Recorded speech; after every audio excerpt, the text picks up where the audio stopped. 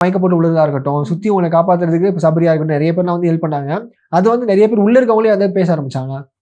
சும்மா நடிக்கிறாங்க உடம்பு சரியில்லன்னு ஓ! சொல்லிட்டு வேலை செய்யாம. எனக்கு முன்னாடி யாரும் அந்த மாதிரி பேசினது கிடையாது. ஏன்னா, உள்ள இருக்கிறவங்களே சொல்லியிருக்காங்க. நான் 2 வாட்டி அங்க மயக்கம் போட்டு விழுந்திருப்பேன். 2 வாட்டியும் நீ மயக்கம் போட்டு வீழ்ந்தப்புறம் கை, கால் எல்லாம் ரொம்ப சில்லுன்னு ஆயிருச்சு. நாங்கலாம் ரொம்ப பயந்துட்டோம். அப்படின்னு சொல்லியிருக்காங்க. உள்ள யாரும் அந்த மாரி பேசினது கிடையாது. பட் வெளில நெறைய பேர் அந்த மாரி பேசுறாங்க. ஓ மயக்கம் போடுறதே ஒரு ஸ்ட்ராட்டஜியா வச்சிருக்கா அப்படி. அப்படி இருந்தா ஒரு நாளைக்கு 10 வாட்டி வீழ்ந்து நான் நடிச்சிருப்பேன். அது கிடையாது. 70 நாள்ல நான் 2 வாட்டி தான் வீழ்ந்திருக்கேன். 2 வாட்டி நான் வீழ்ந்தப்போ கூட டாக்டர் எனக்கு சொல்லியிருந்தாங்க, உங்களுக்கு வந்து டீஹைட்ரேஷன் ஆயிருக்கு. அதனால தான் உங்களுக்கு அப்பப்போ மயக்கம் வருது, தலைவலி வருது. ஸோ தூக்கம் இல்லாம இருக்கிறது.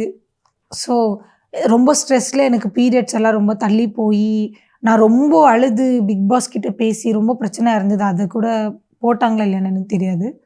ஓ! அழுதுருக்கீங்க கன்ஃபெஷன் கன்வென்ஷன் ரூம்ல ரூம்ல. ஆமா பிக் பாஸ் என்கிட்ட பேசினாரு. அது போட்டிருந்தாங்கன்னு நெனைக்கிறேன். ஓகே. ஸோ அதெல்லாம் நான் பார்க்கும்போது அப்போலாம் நான் சொல்லியிருக்கேன் பிக் பாஸ் கிட்ட. பிக் பாஸே சொல்லியிருக்காங்க, "ரம்யா உன்னோட வலி என்னால உணர முடியாம இருக்கலாம். ஆனா உங்களோட முகத்துல அந்த வலிய நான் புரிஞ்சிருக்கேன்" அப்படின்னு பிக் பாஸே எனக்கு சொல்லியிருக்காரு.